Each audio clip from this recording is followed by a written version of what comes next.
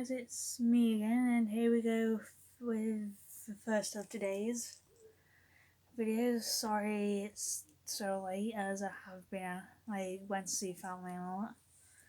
So yeah, here we go. Starting off with Mali,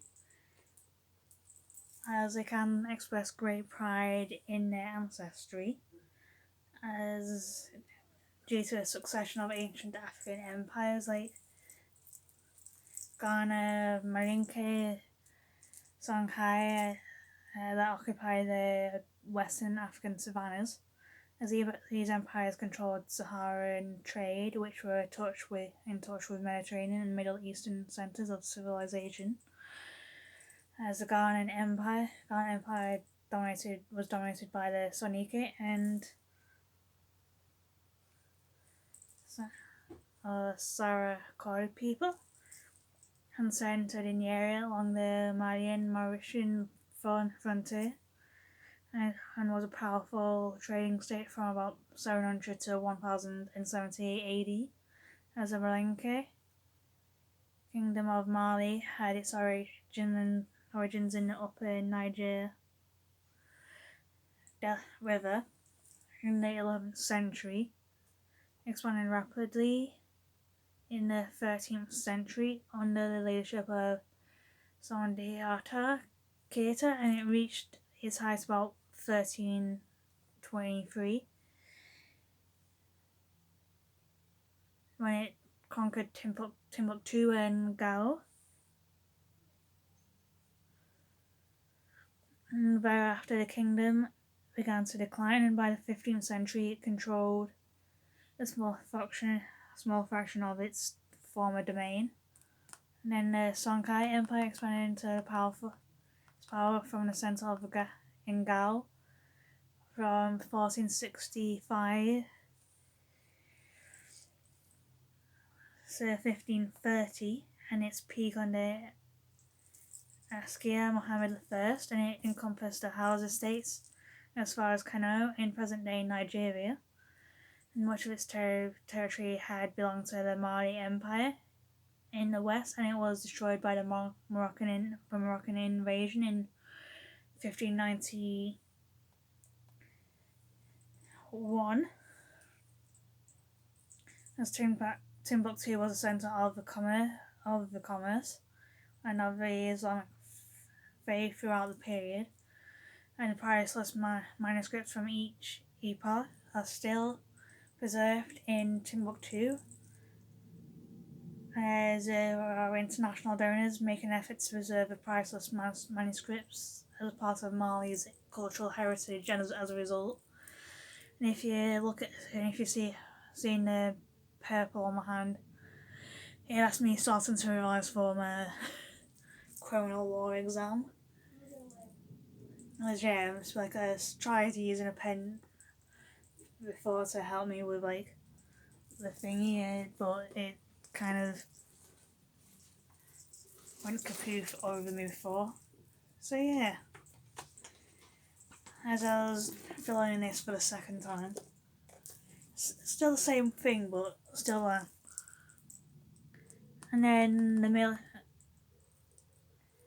the French came, as they kind of came to the area they called Sudan, and it began around 1880, and 10 years later the French made a concerted effort towards the interior. At the time and resident military governors determined methods of their advances, as the French civilian governor of Sudan was appointed in 1893, but resistance to French control did not end until 1898, when the Malinke warrior Samari was defeated after 7 years of war, as the French had attempted to rule indirectly, but in many areas they disregarded traditional authorities and governed through appointed chiefs. As a colony of French Sudan, Mali was administered with other French colonial territories as the Federation of French West Africa, with the passing of France passes fundamental law, or loi cadre.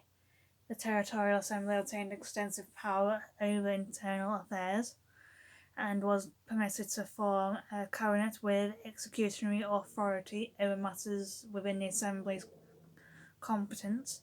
And after the 1958 French constitutional referendum, the Republic of Sudanese became a member of the French community and enjoyed kind of like a complete internal autonomy.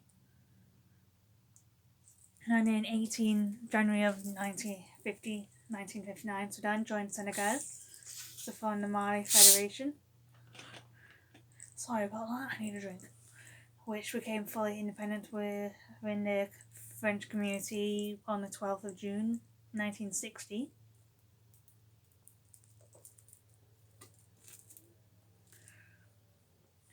But the French Federation collapsed about 2 months later on the 20th of August 1960, when Senegal seceded.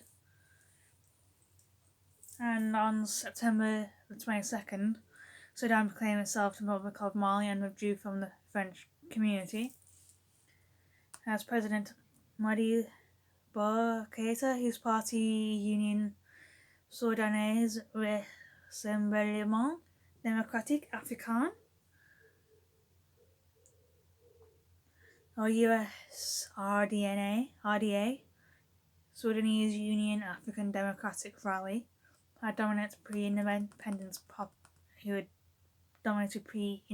politics, moved quickly to declare a single-party state to pursue a socialist policy based on extensive nationalisation, and a continuously deteriorating economy led to a decision to rejoin the franc zone in 1967 and modify some of the economic excesses.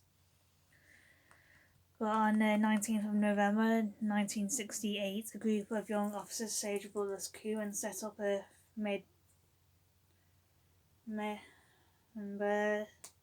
military committee of National Liberation, or CMLN, with Lieutenant Moussa Traoré as chairman. The military leaders attempted to pursue economic reforms, but for several years faced debilitating internal political struggles with the disastrous Sahelian drought, and a new constitution approved in 1979 created a one-party state and was designed to move Mali towards civilian rule. However, the military leaders retained power. As in September 1976, a new political party was established, the Union Démocratique du Peuple Malien, or UDPM, the Democratic Union of the Malian People, based on the concepts of democratic centralism. As a single party's presidential and legislative elections were held in June 1978. As General Moussa Traoré received 99% of the votes, and his efforts at consolidating the party government challenged in 1980 by student-led anti-government demonstrations, which were brutally put down, and by 3 coup attempts. And the political situation stabilised during 81-82, and remained generally calm throughout the 80s, shifting the attentions to Mali's economic difficulties, and the government works out a new agreement with the International Monetary Fund, or IMF. However, by 1990 there were growing dissatisfaction with the demands of austerity imposed by IMF's economic reform programs, and the perception of the president and his closer associates were not themselves adhering to the demands. As the demands for multi-party democracy increased, the tries of government to allow some opening of the system, as the establishment of an independent press, independent political associations, but insisted that Mali was not ready for democracy. Also in early 1991, student-led anti-government rioting broke out again, but this time government workers and others supported it. And on the 26th of March 1991, after 4 days of intense anti-government rioting, a group of 17 military officers, President Moussa Traore, and suspended the constitution as Amadou Touré took power as the chairman of the Transitional Committee for the Salvation of the People. As a draft constitution was approved and the referendum on the 12th of January 1992, and political parties allowed to form. And on the 8th of June 1992, Alpha Omar Konaré, the candidate of the Alliance pour la Démocratie in Mali, ADEMA, Alliance for Democracy in Mali, was inaugurated as president of Mali's Third Republic. And it is in 1997, attempts of renewal of national institutions through democratic elections ran into administrative difficulties, resulting in a court-ordered annulment of the legislative elections held in April of that same year. It demonstrated, however, the overwhelming strength of President Konaré's ADEMA party, causing some other historic parties to boycott subsequent elections, as President Konaré won the presidential election against scant opposition in 11th of May.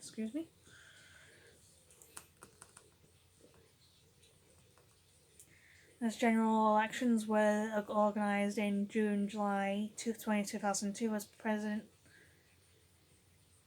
Konaré did not seek re-election since he was serving his second and last term as required by the Constitution. As retired General Amadou Touré, former head of state during Mali's transition of 1991 to 92, became the country's second democratically elected president as an independent candidate in 2002, and was re-elected for a second-year term in 2005 to the 2007. As there is hope. Mali is a landlocked country in West Africa and is the 8th largest country in the African continent, boasting an area of about 1,240,000 kilometers squared. According to the World Bank estimates, Mali had a population of not quite 18 million in 2016, as its economy is pegged on fishing and agriculture, and is the third largest producer of gold in Africa, and its economy is pegged on fishing and agriculture mainly. As the capital and the largest city in Mali is called Bamako, as Mali is a multilingual country whose official language is still French, as is many other countries in West Africa these days. As a deaf population that uses sign language to communicate. As the French language is used in Mali, it was introduced by the French colonialists as retained as an official language in Mali since independence in 1960, as the language used in government and teaching in the school curriculum.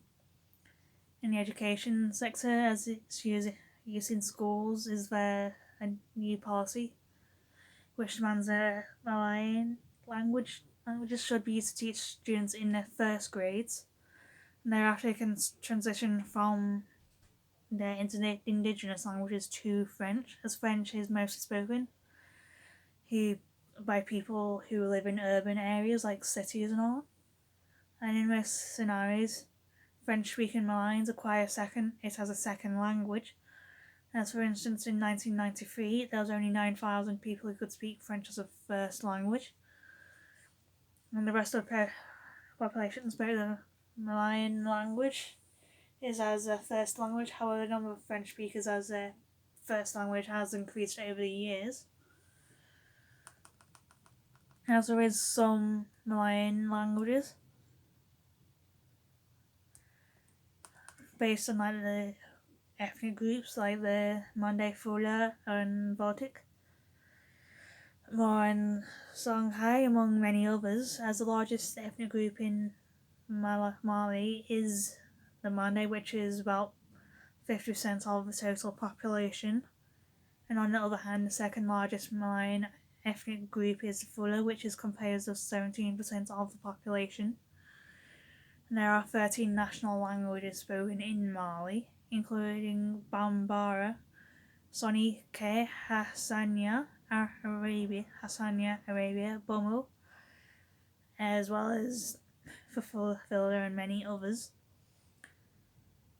And besides the national languages, the ethnologue has a record of 63 languages, and there's a large percentage, or about 80% of Malays speak Bambara as either the first or second language. Hence, the Bambaran language is the most widely spoken native language, as it's mainly spoken in south and central parts of Mali. As Bambara originated from the kingdom of Segor many centuries ago, and since it's popular among the Mali people, it's also often used as in trade. Will you open my window? I don't remember opening that window.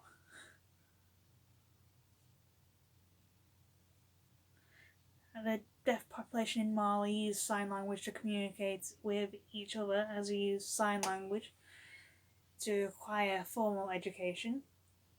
As there are 3 types of sign languages in Mali, as there's the American Sign Language, Tabul Sign Language, and Bamako Sign Language.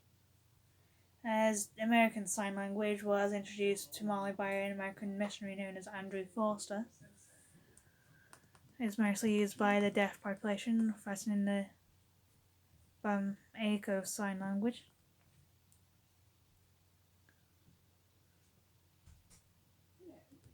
Yeah.